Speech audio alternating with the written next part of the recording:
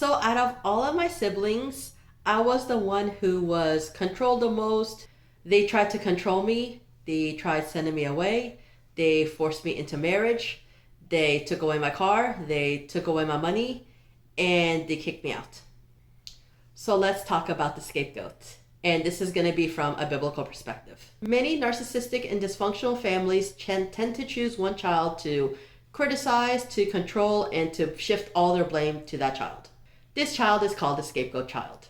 The scapegoat child is often the most spiritually sensitive, they are often the most independent, and they are often the most spiritually aware child.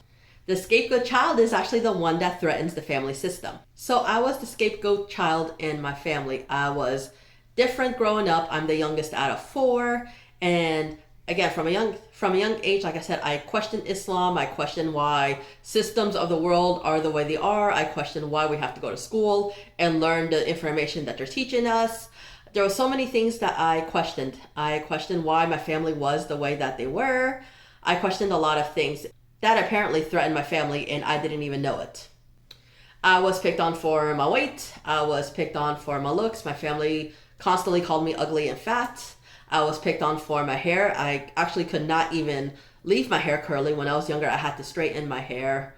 I was criticized for the way that I dressed. I was criticized for the way that I looked. I was criticized for the way that I talked. I was criticized because I looked like my dad and not like my mom. I was made fun of for my name. I was bullied a lot. I was abused a lot. And I was put down a lot in this family. I was constantly called a failure, and I was told that I would not amount to anything in my life. And I was also told that no man would love me and want to marry me.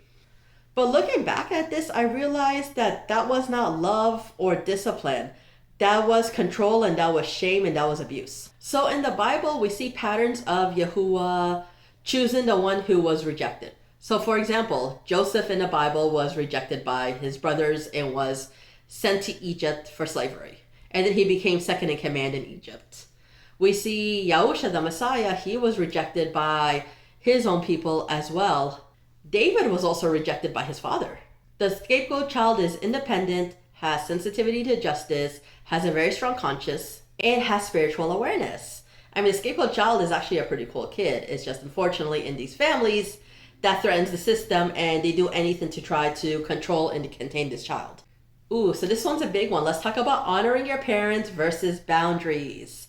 So the fifth commandment states to honor our mother and our father. So honoring your parents does not mean tolerating their abuse. It means to set boundaries. It does not mean to obey destructive orders. For example, when I thought I needed to move, one of my dad's conditions was my child had to go to Islamic school. Absolutely not. I refused to obey that, and I didn't have to obey that because I follow the Torah, I follow the Bible, and this is not my faith.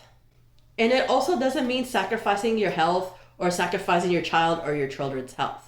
You need to take care of yourself in order to take care of others. Even our Messiah, he set boundaries with people, and he set boundaries with his family. And people need to look at that more as an example, because setting boundaries is biblical. It is biblical. Sometimes the best thing and the most honorable thing you could do is to protect yourself and protect your family, and to keep a distance with your narcissistic family and your toxic family.